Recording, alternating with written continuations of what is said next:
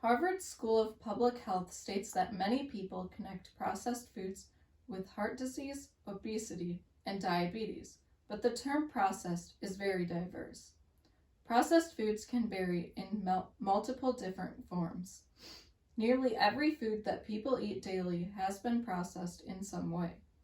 I have researched the topic of processed foods on many different websites and in my textbook titled The Marketing of Agricultural Products to be able to provide accurate information. The reality of processed foods contains several methods of how food has been processed, along with a scale of the levels of food processing, with positives and negatives to the procedure. CookingLight.com, a website geared toward making healthy eating choices, declares that a processed food is a food item that has undergone a series of mechanical or chemical operations to help change or preserve the product. This product typically includes a food that has been delivered and sold in a bag or box and has several different items on its list of ingredients. According to the Academy of Nutrition and Dietetics, a processed food can simply be frozen, pre-cooked, canned, packaged, or mutated through fortification, preservation, and preparation. Any food that has been cooked, baked, or prepared in any way, such as cut up, has been processed. In fact, since it has been treated with pasteurization, store-bought milk has been processed. There are multiple ways that a food can be processed. The most common methods include canning, freezing, pasteurization, fermentation, smoking, modified atmosphere packaging, and incorporating additives. Canning, pasteurization, and smoking all involve the use of heat and/or chemical operations to help break down harmful bacteria and delay expiration dates on fruits, vegetables, dairy products, fish, meat, juices, and alcoholic beverages. The strategy of fermentation breaks down unwanted bacteria, yeast, and microorganisms without oxygen. Incorporating additives to these foods enhances food safety, flavor, the texture, freshness and quality, and a more appealing appearance.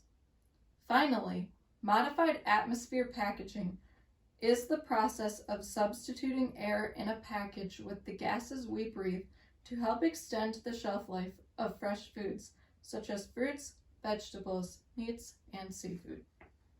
Now, it is important to address that there is a spectrum of how minimally to heavily processed a food has been.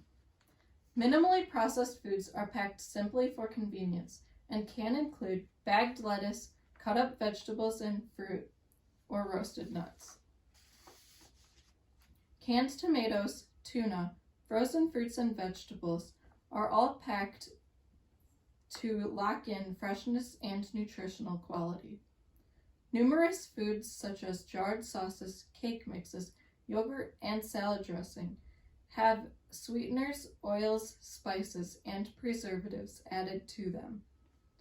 Finally, heavily processed foods are often pre-made meals such as frozen pizzas or microwavable dinners, which should only be consumed occasionally to avoid high amounts of fat, added sweeteners, and salt.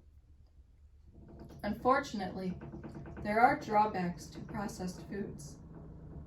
It is true that processed foods can involve high amounts of fat, added sweeteners, and salt, which can result in obesity, heart disease, and diabetes when large amounts of these foods are consumed. The fact that nutrients and fiber can be destroyed or removed through the processes of heating or drying can cause people to shy away from eating them. The final popular problem with processed foods is that they can lose their original flavor after being altered. Harvard School of Public Health revealed that many people in the general public view processed foods as a group of inferior edible products. However, there are more positives to processed food than there are drawbacks. Some American favor aspects of processed foods have consistently been that they save time, are convenient, and have additional added flavor through seasonings and other ingredients. The authors of my agricultural marketing textbook, Richard Coles and Joseph Yule, wrote that food processing adds value to farm products because food processors often combine multiple different products to make something new. This process is a helpful and necessary course of action to help humans eat more nutrient-dense foods. It can also make it healthier and safer for consumption by delaying spoilage and destroying or preventing harmful bacteria through pasteurization, cooking, and drying edible products. Although the approach of processing food is not perfect, continued practice of the process aids in agricultural business. Certain methods of food processing are all necessary routines which break down harmful bacteria such as yeast and microorganisms and help delay the expiration dates on edible products. Some processed foods are unhealthy to consume daily. However, the younger generation is becoming more aware of serving size suggestions and healthier options when it comes to eating these foods.